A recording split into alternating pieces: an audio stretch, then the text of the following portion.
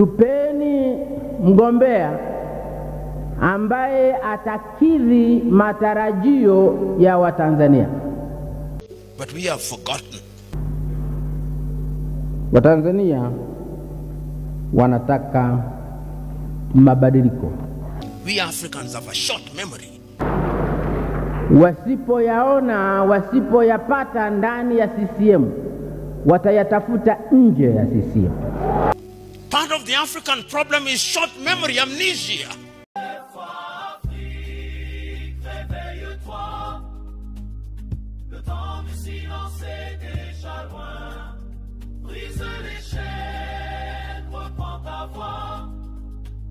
Le soleil de la liberté se lève enfin, ô Afrique, j'ai endormi.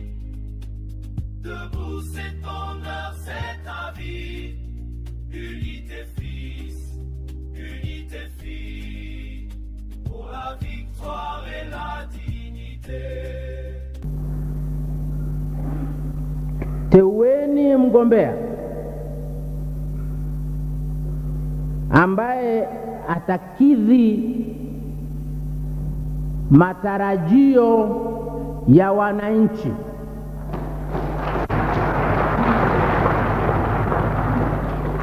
Acha matarajio yako wewe mpiga kura. Tupeni mgombea ambaye atakidhi matarajio ya Watanzania. Watanzania wanataka mabadiliko.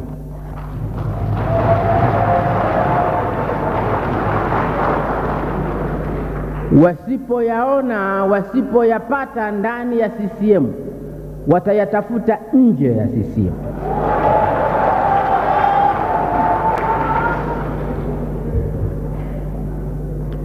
Watanzania kuna mambo wanataka uongozi wa awamu ya 3 uyafanye.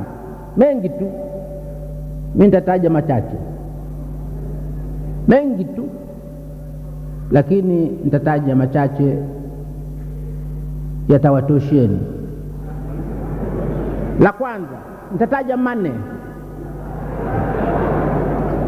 La kwanza, Watanzania wamechoka na rushwa.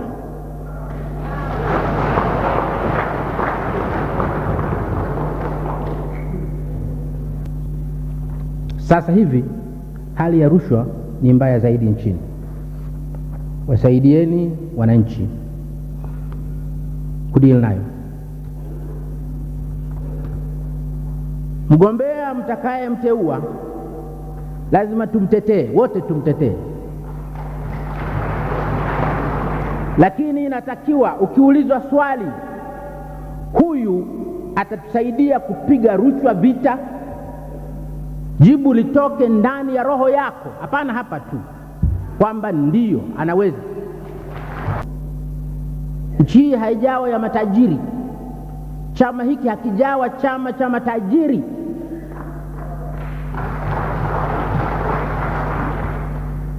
Tunataka tuendelee kushughulika na umaskini wa watu wetu.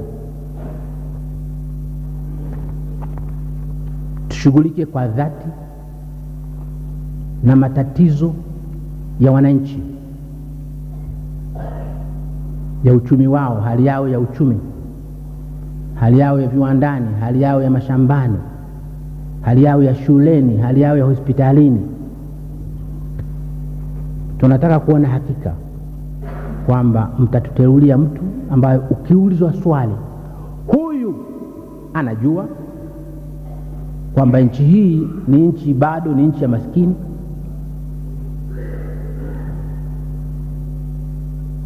kwamba nchi hii bado ni nchi ya wakulima na wafanyakazi. Anajua hivyo, uweze kumjibu yule anayekuuliza hivyo kwa moyo wa dhati kwamba naam, huyu anatambua hivyo. Sisi inatuhusu nini jambo la dini? Hata tuulize watu, wewe dini yako nani? Inatuhusu nini sisi? Hiyo ndio ilikuwa Tanzania tunayojaribu kuijenga. Sasa watu wanazungumza dini, udini bila haya, bila aibu, wanajitapa kwa udini. Tunataka mtuchagulie mgombea ambaye atatusaidia kuondoa mawazo haya ya kipumbavu katika nchi yetu.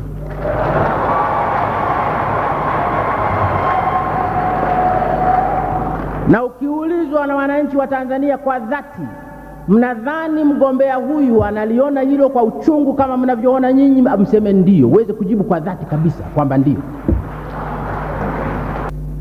Sasa Watanzania wanaanza kuulizana makabila. Wanafikiri ni jambo la maana sana kujua kabila la mtu. Mnataka kutambika?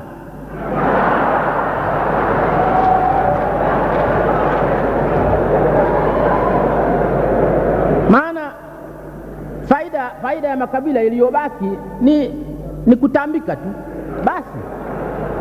Lakini hasa ina maana gani nyingine? Katika nchi ya watu wazima, kabila lina maana gani nyingine?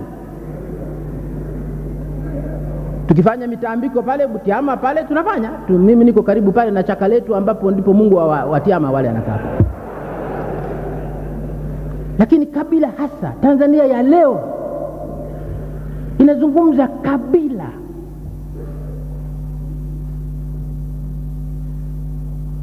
Wazungu wale waliotutawala wana mataifa makubwa makubwa, yametawala dunia. Leo wanaviona vitaifa vyao vile ni vidogo mno, wanaungana. Waingereza na jeuri yao yote wametawala dunia. Wafaransa na jeuri yao yote wametawala dunia. Wajerumani na jeuri yao yote wameipiga Ulaya. Leo wanaungana kuwa taifa moja. Nyinyi Waswahili, vinchi vidogo vidogo hivi vya watu 27 milioni, mnazungumza makabila.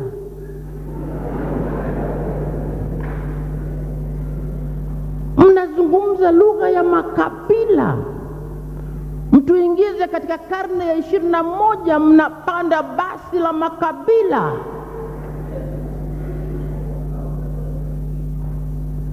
Lakini tumeanza kuzungumza ukabila. Tunataka mtuchagulie mtu ambaye anajua kwamba huko ni upumbavu na ni hatari huko.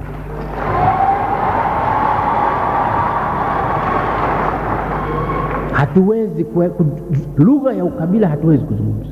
Wenzetu wanatushangaa.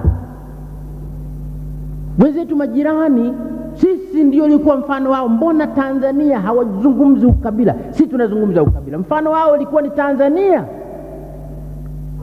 Tunataka kuwaiga majirani zetu katika hilo. Tunataka kusema Kenya wanazungumza makabila na sisi tuzungumze kabila, kwa nini? Tunasema Uganda wanazungumza makabila na sisi vile vile tuzungumze ukabila, kwa nini? Tunasema Rwanda na Burundi wanazungumza makabila na sisi tuzungumze ukabila, kwa nini? Tunasema hivyo wa Tanzania bila haya. Kabila si jambo la kuonea haya. Kabila linakuwa ni jambo leo unaweza kusema katika basi unajitapa ukabila. Tunataka mtuteulie kiongozi anayejua hivyo, atusaidie.